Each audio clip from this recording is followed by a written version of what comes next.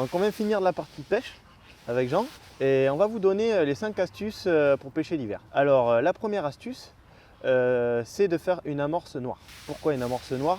Parce que vu qu'il y a des feuilles qui tombent sur le fond, comme on vous l'a expliqué, ça colorie le fond en noir et l'amorce donc se mélange bien avec le fond et le poisson n'a pas peur des carnassiers ou d'autres poissons qui pourraient les gêner.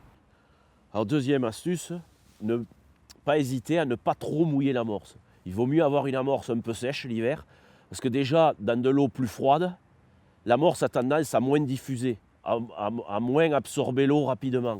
Donc elle va travailler lentement. Plus l'eau est chaude, plus l'amorce va travailler rapidement. Et là, ça va être le contraire. Donc il faudra mettre plutôt une amorce peu mouillée, de façon à ce qu'elle soit très attractive. Alors ensuite, troisième astuce. Donc vous avez besoin d'èches vivantes, donc en partie des vers de vase, qui nous permettent de prendre les poissons qui sont compliqués à pêcher en hiver. Alors ce qui fonctionne aussi l'hiver, il faut des mélanges pauvres pour finir l'amorce. Et je vous conseille d'utiliser beaucoup de terre, dans votre mélange d'amorce, et d'utiliser de la terre de rivière pour transporter vos èches sur le fond. Cinquième et dernière astuce, l'une aussi des plus importantes, l'hiver, c'est de pêcher fin. Alors que ce soit en hameçon, en taille d'antenne de flotteur et en diamètre de fil. Là, on a pêché avec Jean aujourd'hui avec des 32-60 en 20 et en 22.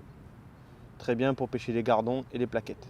Et puis la souplesse, liée aussi à la souplesse, parce que le poisson, en hiver, il a tendance quand même à être, quand il va faire la touche, il ne va pas aspirer comme en été, il n'y a pas une compétition alimentaire comme on peut trouver en été, il y a déjà moins de poissons qui sont mordeurs, et un fil plus fin qui va être donc plus souple, le poisson va être moins méfiant et va le prendre plus volontiers, d'autant plus que ce n'est pas des grosses touches, donc si à peine il y a de la résistance, que ce soit au niveau de l'antenne ou au niveau de la souplesse du fil, le poisson risque à refuser, et c'est là qu'on va louper la touche. En fait, moi, je voudrais terminer par une chose, c'est la chose certainement la plus importante. N'oubliez pas de bien vous couvrir. Vous voyez, moi, je suis couvert jusqu'aux oreilles, la capuche, le cache-col, les polaires, la salopette, des bottes isolantes, parce que ça, c'est très important, parce que le froid vient par les pieds. Ça semble idiot de dire ça, mais comme on reste 3, 4, 5 heures assis sur la caisse, c'est souvent par les pieds qu'on prend froid. Et après, on est enrhumé. Moi, je n'ai pas eu besoin de ça, je suis à la pêche et j'ai aussi un rhume, donc je me protège. Mais faites attention, couvrez-vous bien et vous verrez. Sortez couvert. Ça ira super bien et vous prendrez plaisir à aller au bord de l'eau et à faire des belles pêches en hiver. Voilà. À bientôt. À bientôt.